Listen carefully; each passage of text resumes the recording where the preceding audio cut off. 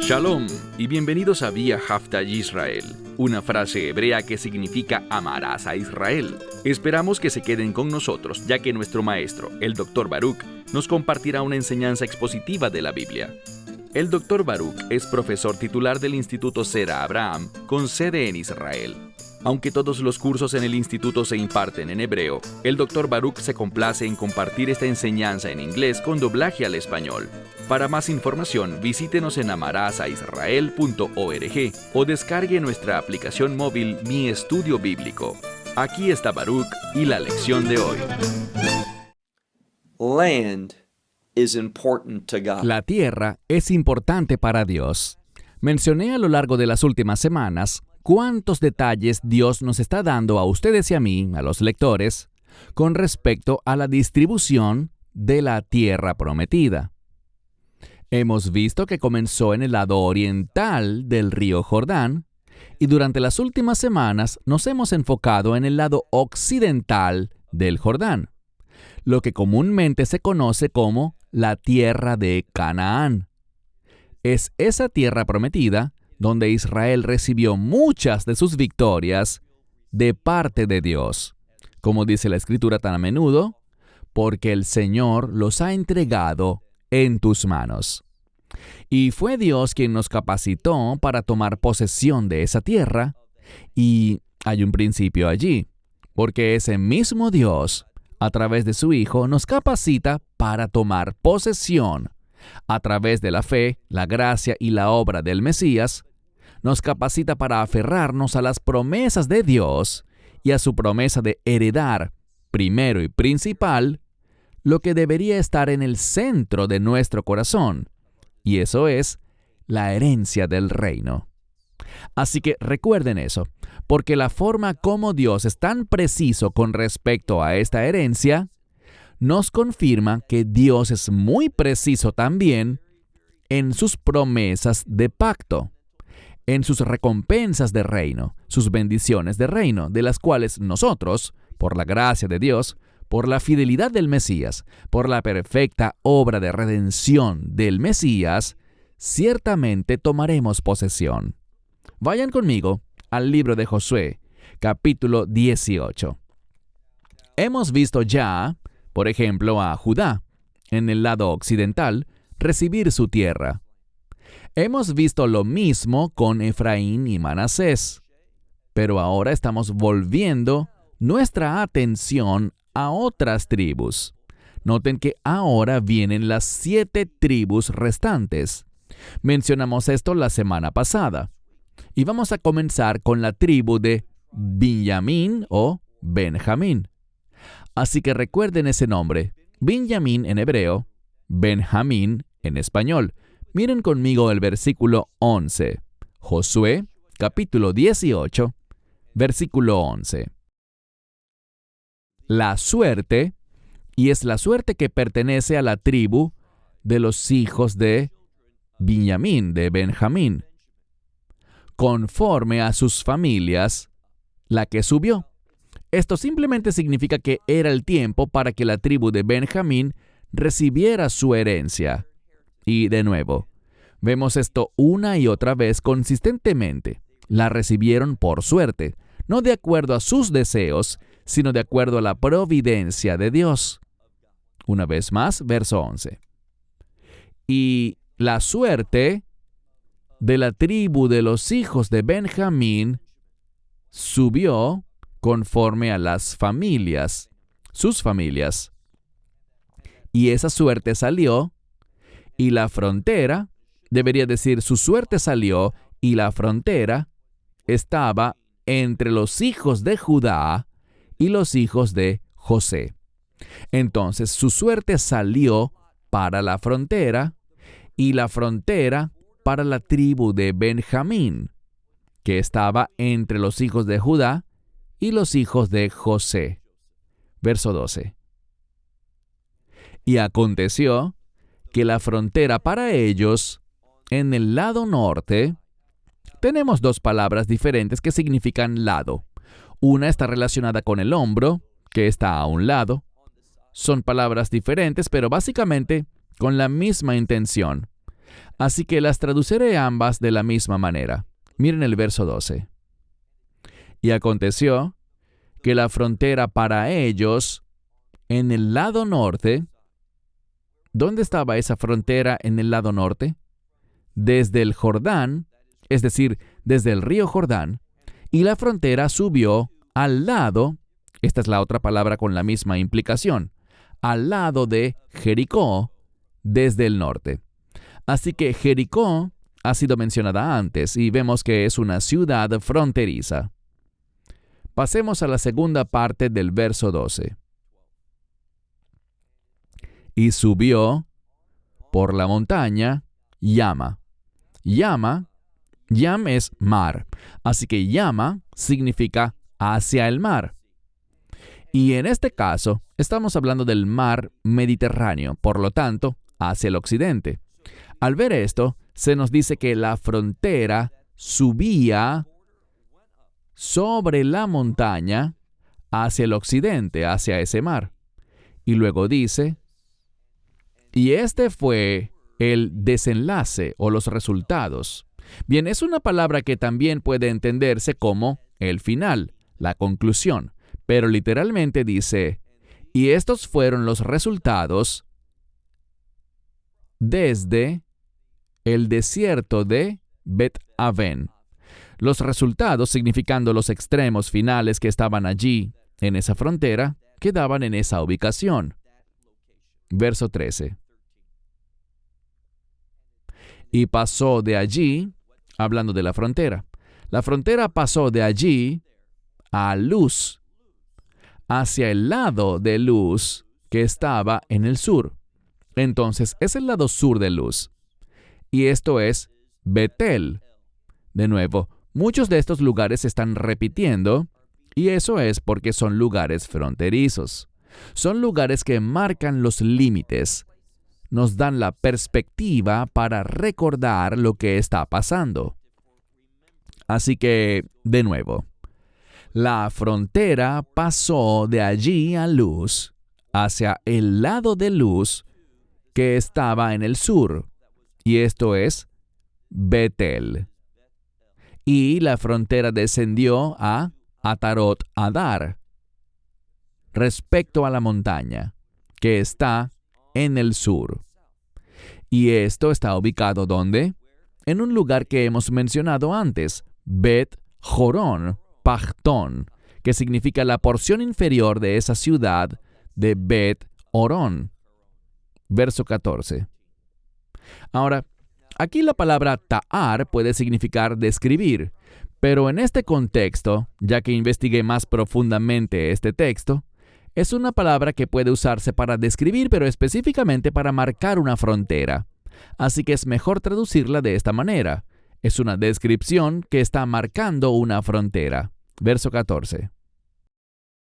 Y la frontera fue marcada y rodea el lado del mar en el sur, desde la montaña que está delante de Bet-Orón hacia el sur. Y vemos que estos fueron los resultados, el desenlace, los finales, hasta su extremo que quedaba en Kiriat Baal, que es Kiriat Jearim. Bien, sabemos, y lo hemos mencionado antes, que Kiriat Jearim está al oeste de Jerusalén. Ha sido mencionada antes como una ciudad fronteriza, y se está confirmando ahora. Así que el final de esta área, de este territorio, en esta dirección, en este lado, era este lugar. Y noten lo que dice. Se habla también de una ciudad. La ciudad de Kiriat Jearim, que pertenecía principalmente a los hijos de Judá.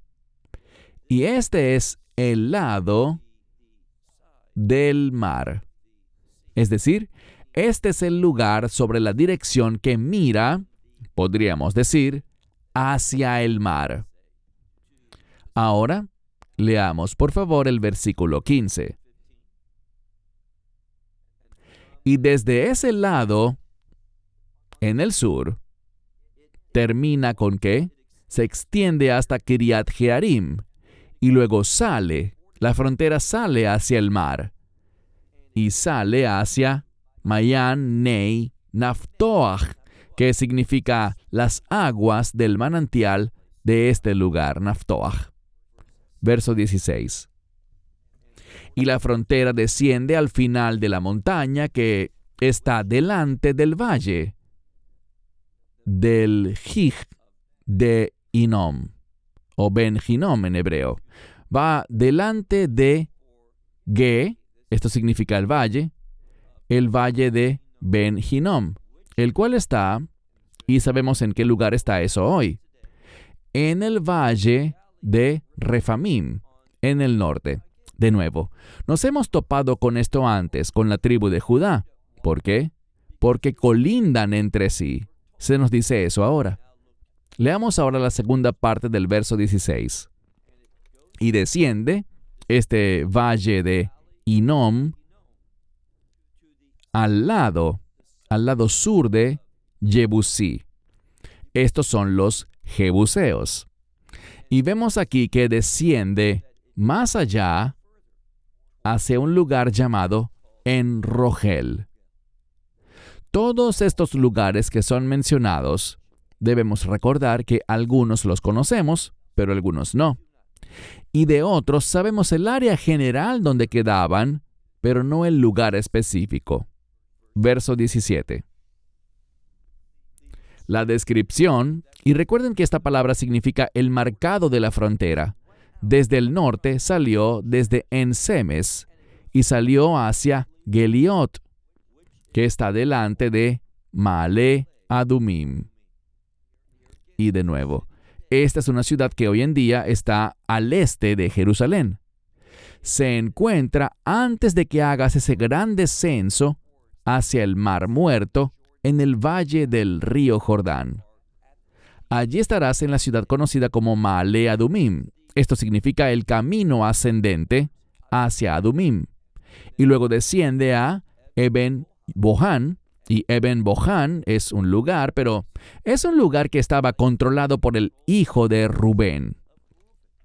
Así que esa ubicación estaba gobernada por el hijo de Rubén, y su nombre era Eben Bohan. Verso 18.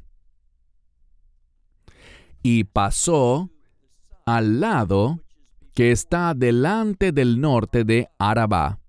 Arabá es una llanura desértica. Así que desciende desde esa ubicación que mencionamos previamente y desciende hacia la llanura desértica en el norte. Y luego desciende hacia la llanura desértica y luego dice en el verso 19, y la frontera pasa al lado de Bet-Jogla. Y esta es la palabra Jogla en el norte. Y estos fueron, podríamos decir, los resultados, el desenlace, el final de la frontera, el cual queda hacia la bahía del Mar de la Sal, o podríamos decir el Mar Muerto, hoy día en el norte. Y para ser específicos, vemos dónde está la asignación. Está ligada hacia el Mar Muerto, el Mar de la Sal, como se le llama aquí, hasta el final. ¿De dónde? Hasta el final del Jordán en el sur. Y sabemos algo, lo hemos dicho antes. Estamos en el mar de Galilea, el río Jordán sale, va a lo largo de este valle llamado el Valle del Río Jordán. Y ese río Jordán desemboca en el lado sur del río Jordán dentro del Mar Muerto, dentro del Mar de la Sal. Y esto es exactamente lo que estamos leyendo aquí en el verso 19. Porque esta es la frontera sur. Verso 20. Y el Jordán, y luego tenemos una frase que dice, fija una frontera de él. De modo que el Jordán fija la frontera de él en el lado oriental. Entonces el río Jordán es la frontera para la porción de tierra que va a Benjamín en el lado oriental.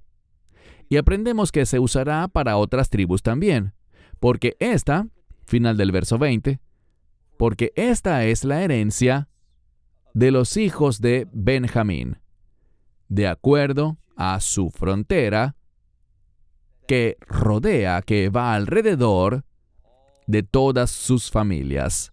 Verso 21. Comenzando en el verso 21, se mencionarán ciudades.